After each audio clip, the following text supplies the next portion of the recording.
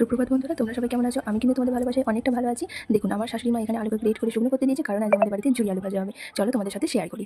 এখানে দেখুন সব উপকরণগুলো নিয়ে নিয়েছি। পাঁপড় আছে, শুকনো লঙ্কা আছে, কারি পাতা আছে, আর আছে বাদাম।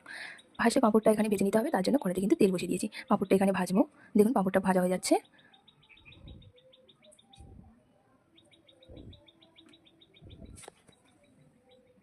এবার এখানে বন্ধুরা বাদামটা ভেজে নেবো। আমাদের বাদামটা ভাজাই ছিল, তাই বেশি ভাজেনি। তোমরা একটু লাল লাল করে ভেজে নেবে, কারণ কাঁচা বাদাম থাকবে, তো লাল লাল করে ভেজে নেবে। এরপর বন্ধুরা আমরা কিন্তু কারি পাতাটা ভেজে নেব। কারি পাতাটা কিন্তু ভালোভাবে ভাজতে হবে, যেভাবে দেখাচ্ছে সেম এইভাবে কিন্তু ভাজতে হবে, নাহলে কড়মড়ে হবে না, রেসিপিটা খেতেও ভালো হবে না।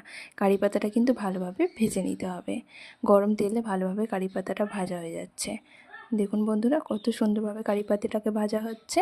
ঠিক এইভাবে তোমরাও কিন্তু ভেজে নেবে। এবারে আলুটাকে ভালো করে ভেজে নিতে হবে। যেভাবে আলুটাকে ভাজা দেখাচ্ছে কিন্তু সেম এই প্রসেসে আলু ভাজতে হবে। আলু নাহলে ভালো লাগবে না খেতে। আর আলুটা ভাজার সময় গ্যাসের ফ্লেমটা হাই হিটে রাখতে হবে, তবে আলুটা ভালোভাবে ভাজা যাবে। আলুটা ঠিক সেম প্রসেসে ভাজতে হবে। চেপে চেপে ভালোভাবে আলুটা ভেজে নিতে হবে। একটা শর্ট ভিডিওতে তো এত কিছু দেখানো সম্ভব নয়। তোমরা যদি আমার রান্নার ভিডিও দেখতে পারো তাহলে আমাকে কমেন্ট করে বলবে, তাহলে একটা ফুল রান্নার ভিডিও নিয়ে আসবো তোমাদের কাছে। দেখুন বন্ধুরা, আলু ভাজাটা কিন্তু হয়ে গেছে। এবারে সব উপকরণ কিন্তু আমি একসাথে মাখিয়ে নেব। এখানে পাঁপড়টা আরে আমি সব একসাথে মাখিয়ে নেব। আমরা এখানে অনেকটা পাঁপড় দিয়েছি। আপনাদের যেরকম পাঁপড় খান সেরকম হিসাবে পাঁপড়টা দেবেন, কিন্তু যত পাঁপড় দেবে এখানে সেরকম কিন্তু খেতে ভালো লাগবে। তাই পাঁপড়টা একটু বেশি দিলেই ভালো লাগবে খেতে।